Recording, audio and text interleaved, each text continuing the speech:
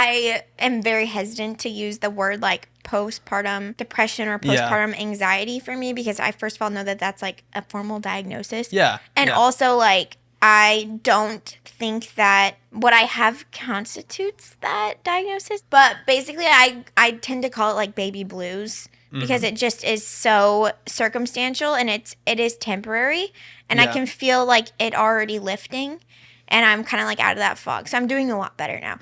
But I was saying husbands do not understand because you have I told myself I'm not going to cry this episode.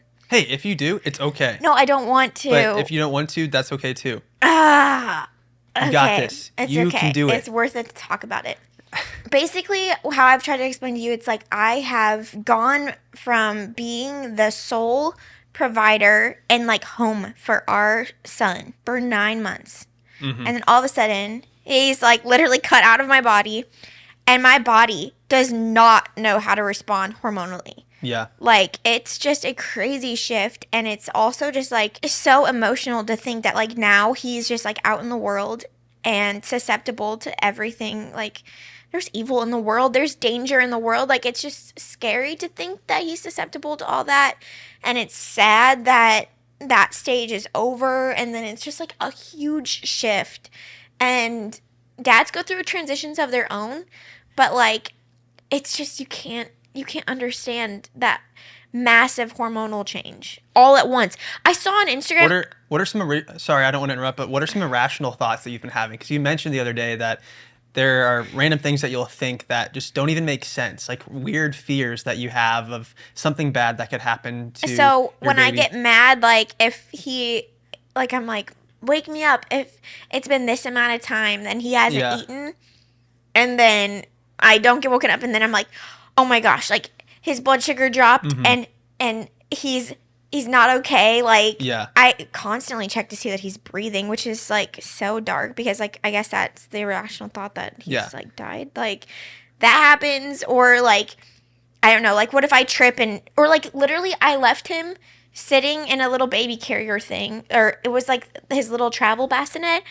And then I'm like, what if that flew off the couch and he's face planted on the hard floor? I remember driving home from the hospital. I had this irrational fear of what if he's not able to breathe right now in his car seat? Yes, that happens every time I'm in the car. Because I've heard of like situations like that where you incorrectly put your kid in the car seat and they can no longer breathe. And that would be, I can't think of I'm sure there's so many other horrible things that could happen too. I don't even want to think about those things, but I can't think of a worse thing happening to a parent where it's like you put your kid in the car seat incorrectly and now they can't breathe and they pass. Like that just scared me. I almost pulled over on the way home from the hospital to check on him, but luckily this makes me sound so bad, but I put on the self-driving feature for like 5 seconds and like just went back there, made sure he was breathing, and then got back on to driving the car. Makes me feel good to know that you think some of those things too, because sometimes you make me feel crazy where it's like, Abby, that's not true. Like, while I don't want you to be like, oh, that's a valid fear, like I want you to tell me it's not true. But I don't want you to be like, it's nice to not feel alone in those like crazy thoughts. What's funny is because they're fleeting, but like they're intense. Yeah, we've had that sock, what's it called again? That product, Owlet, that like tells you if your kid's not breathing. We've had that sock for over a year now. We never used it for Griffin. See, we were hesitant because I feel like it's gonna make my irrational fears more. Well, we've heard of those stories of parents that the alarm goes off and they freak out and go wake their kid up, but then their kid's fine. The sock just fell off or something. Yeah. Which I'm sure it's great. I think the product's awesome. That's why we bought it. But like we just haven't even we never got it out of the packaging. Yeah, I don't know. I also feel like there are natural instincts to parents. Yeah. And so that's why I'm like hesitant to use that because then I feel like it's. Well, I think what made me feel better is in the hospital, it's not like they provide you with like a medical sock in the hospital, or they're not monitoring. If it was serious enough in the hospital, they would monitor your kid at all times, because it's not like they had a monitor on Griffin or Augie when they were, freshly born for the first couple of days. They're just chilling in that bassinet or in your arms. And which is honestly kind of scary when you think about it. Like their environment is totally different. Who's to say that they're going to adjust so well? Like, yeah. It's kind of scary. It is scary. And that's why the feeding thing gives me so much anxiety too, because like he has been fed through the umbilical cord, through the placenta for the whole duration of his existence. Yeah. And then all of a sudden he has to learn to eat and I have to learn how to feed him. And it's just like, oh my gosh, and they need to eat so often. Their tummies are so small.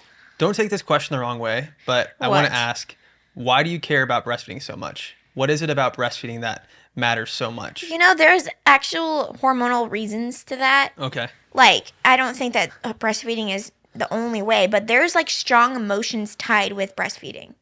Really? Like it's just part of your Yes. biology, like a lot of Yes. women. Okay. And in fact, there's some people that have like a condition. I'm not going to speak on it like I actually know Yeah. this condition, but it's where you have like a strong emotional, like a very strong emotional response to like when your milk is letting down. Like when, like, you know what a letdown is like when your Yeah. milk just like starts flowing. Yes. And so some people like actually have to stop breastfeeding because it is linked directly to like depressing thoughts or like thoughts of like rage even. Oh gosh. There's something hormonal about it. And also I think it can release like oxytocin too.